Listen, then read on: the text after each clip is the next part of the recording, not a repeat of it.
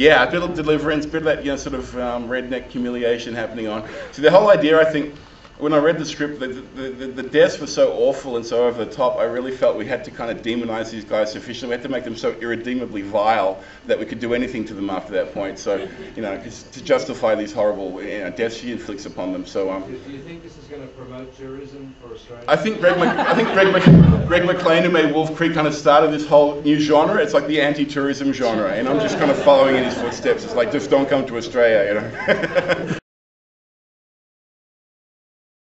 Yeah, I tried to streamline it as much as I could, you know. I really thought Wolf Creek worked like that. The exposition was good. I sort of get really bored with that stuff. Just start the carnage like now, you know, kill them now, you know.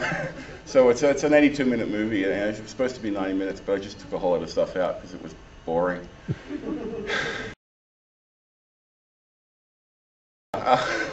We actually set her up as kind of this like sheet metal artist. And there's a whole sequence that I shot and I threw away because I hated the scene. But we shot this whole sequence where they were in a workshop building this stuff, working with, you know, like grinders and you know, she was just doing all this, you know, just to establish how handy she was. And I just thought it was a little bit lame because it was just sort of, we were setting it up so much and it was kind of obvious where we were going to go with it from that point. So I threw it away. I don't even think it's going to end up on the DVD. I think I've erased those scenes. She's a French actress. She'd never done an English-speaking movie before, but she sort of sought me out. We actually just approached her manager about a couple of other actresses. I'd originally planned on casting an Asian actress in that role, and she just really wanted to do it. And I flew to Paris, met with her, looked at her films, and she convinced me she was up for it, and you know, she was great. She added that whole like that sort of French thing was kind of fun. Ironically, the film set on a real place in Australia called French Island, so it was kind of an ironic kind of twist, but. Yeah, it's just, I like the idea that she's sort of French and exotic, and these hillbilly freaks that kind of got her in their sights. You can't even just rape is on the, you know, on the agenda. It's, you know, it worked on that level, and she did great. She's fantastic. Everett DeRoche wrote the screenplay 25 years ago, and it was very much influenced by Straw Dogs. And yeah, they were the two magic words when I first met Everett, and I was trying to pitch him on my take on the movie. I mentioned Straw Dogs. He's like, it's all good. Yeah.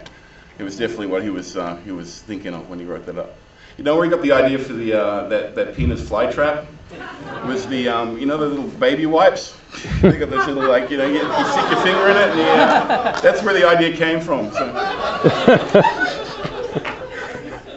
He's a sick puppy, but I love him.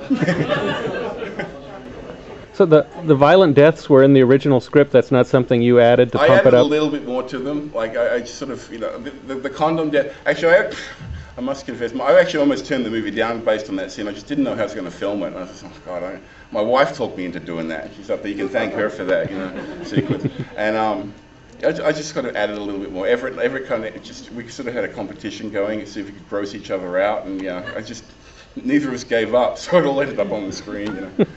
I'm about to do another movie with Everett right after this. I start shooting in about 2 weeks on my next movie with Everett, so yeah, it's really exciting. Yeah, I was just wondering when Everett DeRoche went gross out, because he's written other thrillers, but they were more... Yeah, they just haven't let him film those ones yet.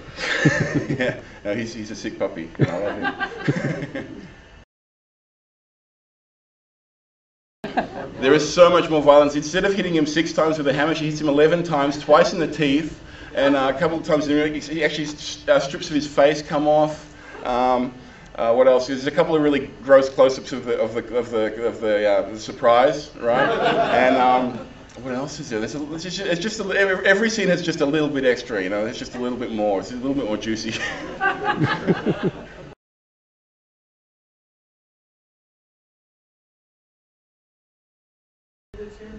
It's very different. I actually made both of my first films were done in Canada, and with a much bigger budget, much bigger, and a lot more time. So in that respect, it was easier, but it was great having I had a lot more autonomy on this movie. Obviously, I edited and I scored this for myself. I didn't have that kind of freedom on my first 2 movies. I certainly wasn't allowed to let rip with the violence like that on my first 2 because they were studio movies. So yeah, I kind of felt like I was very blessed to have a studio film, and it's my first feature experience, but also in the same, you know, in the same level it was a little bit limiting because I couldn't kind of like go out and just sort of go nuts with the violence like really horror fans kind of expect that, and I wasn't really able to deliver that and within the studio system. So that in that respect it was a little liberating. But Wouldn't say it was easier. It was actually probably the hardest film I've ever done, just because of the time constraints and the the amount of stuff we were trying to achieve, all the mechanical effects and the digital effects, so we had to squeeze into that tiny budget. Yeah, we all sort of we worked very hard to get it done, but it's different. I love making films in Australia. I really love making films over here too. It's all good. The actual total budget was about 4 Australian, which is about 3 point something US, but what I had to spend on the movie was about 2.6, because a lot of that money was spent in insurances and things. So the film basically cost 2.6. It was shot in 24 days. Wow. Which is about less than half the time I had to shoot my first film.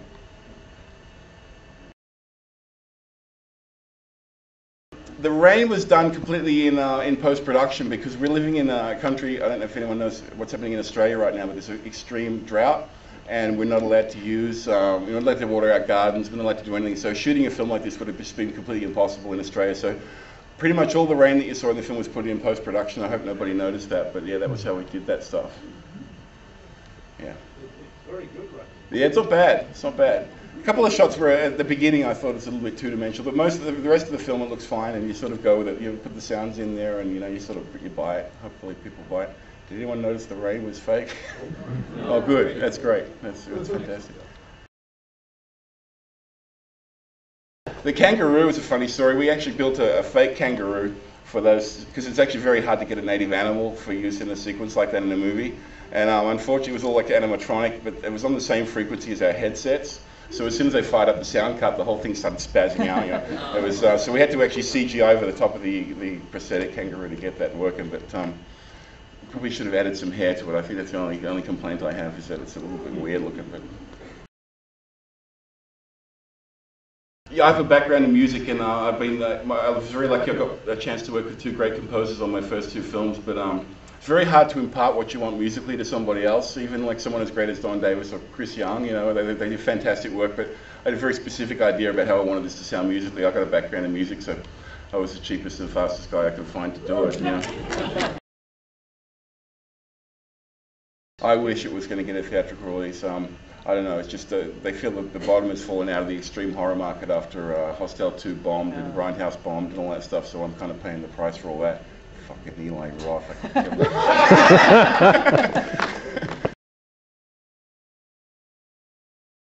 My first 2 films were Urban Legend and Valentine. Forgive me for the second film. A lot of people give me grief for that, but we did our best with that one. And but my new film is Long Weekend. I'm remaking an Australian classic written by Everett de Roche, it was made 30 years ago, and I'm about to shoot that on November 15th. So yeah. Good luck. Thank you very much. Thanks, guys.